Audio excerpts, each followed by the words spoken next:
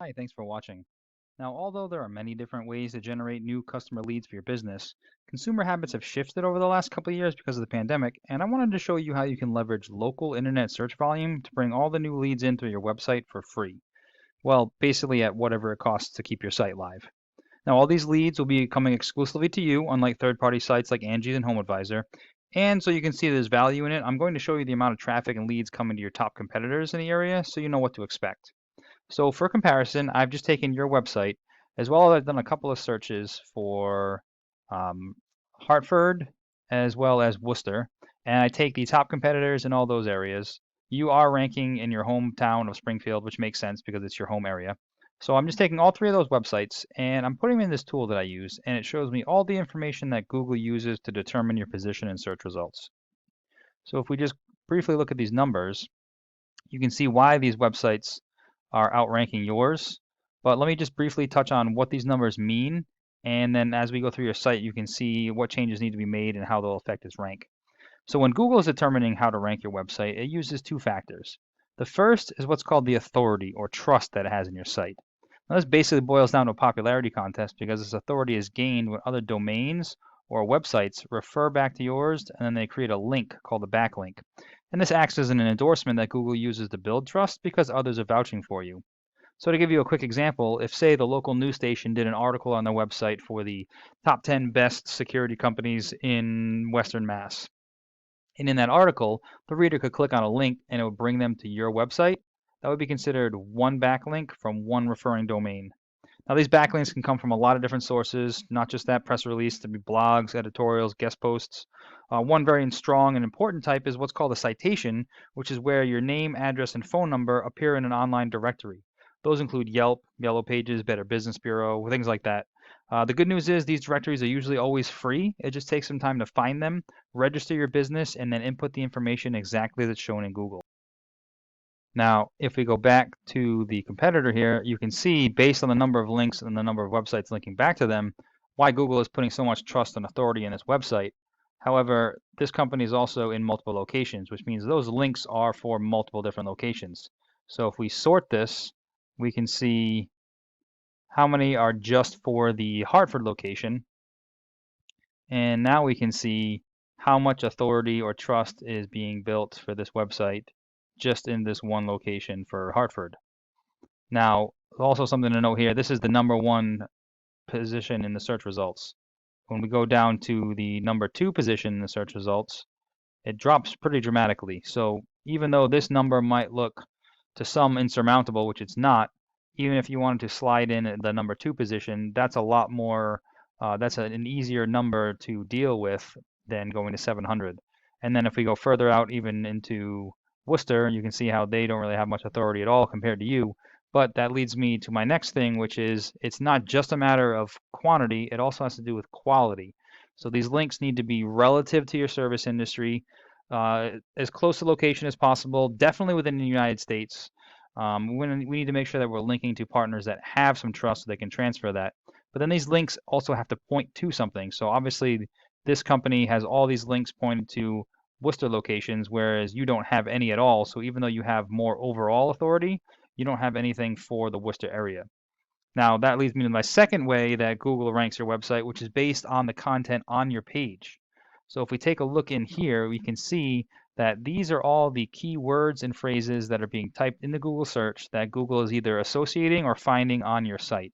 And then it also shows me the volume, the number of times per month they're being searched.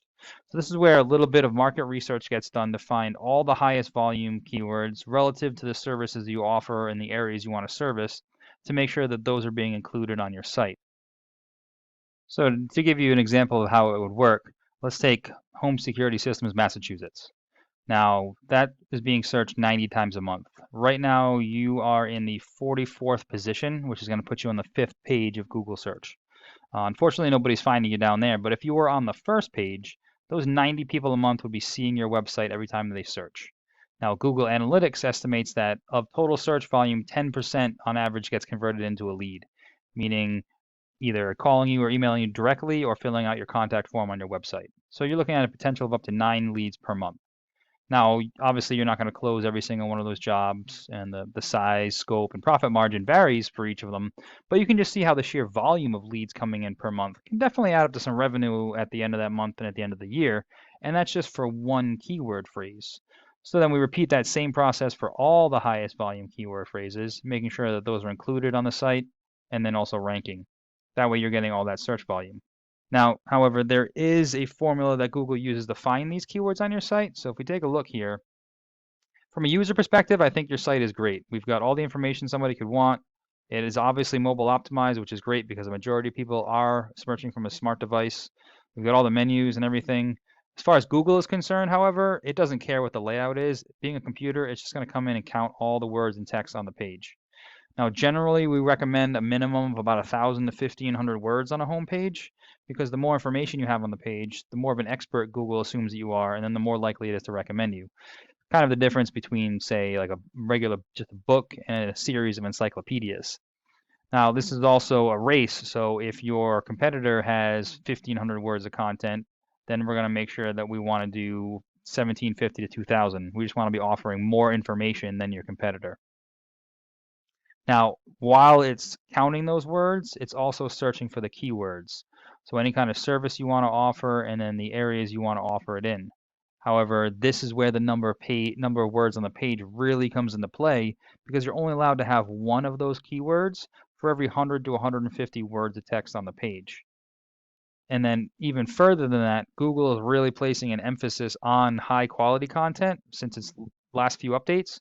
So it's actually reading the content on your page. So in order to qualify for, say, residential or commercial security system, the 150 words of text have to be talking directly about this and describing this keyword in order for Google to understand it and make it relevant and then pick you up for that search. So the more services that you want to be found for or the more areas you want to be found in just means that the more information that you have to add to the page. So if we take a look here at one of your competitors, you can see what they're doing is they just have a lot of information on the page. They even have all these frequently asked questions, which is a really good way to stuff some information in there as well. And then they're also doing the location pages. So even though you might not actually have a different physical location, we always recommend if you're trying to be found for searches for different locations to make those individual location pages.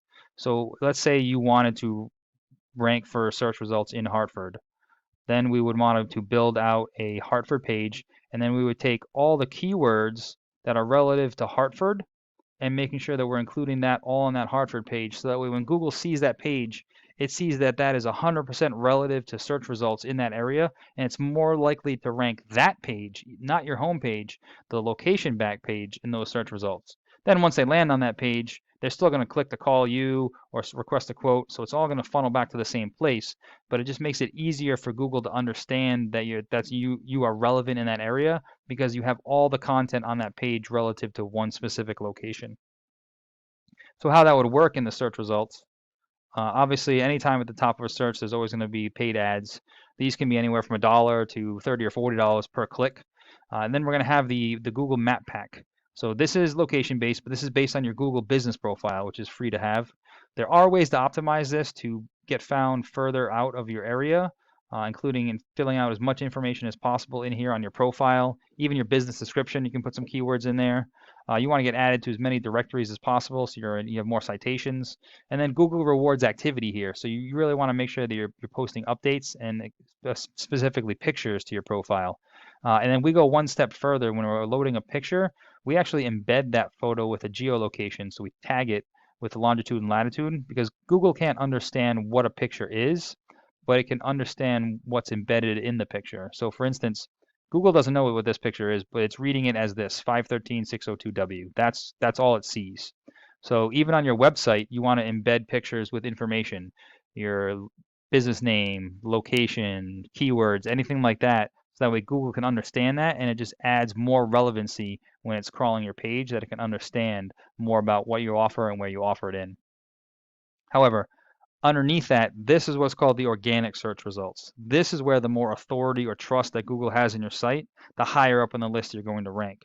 So this is where getting more of those links or referrals from other websites It's going to help you climb and outrank the competition. And then regardless of location, as long as you have that keyword on your site and your site is ranked, you'll be getting the leads because you'll be the first call and the first click whenever somebody's searching for that specific keyword.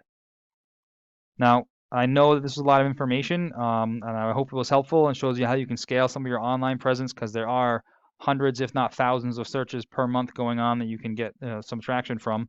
But if you'd like to go into any more detail, if you have any questions, feel free to reach out.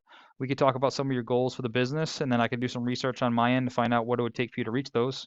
But I always just appreciate getting feedback as well, just to find out if information like this was useful for you. So please let me know what you thought. Thanks, and I appreciate your time.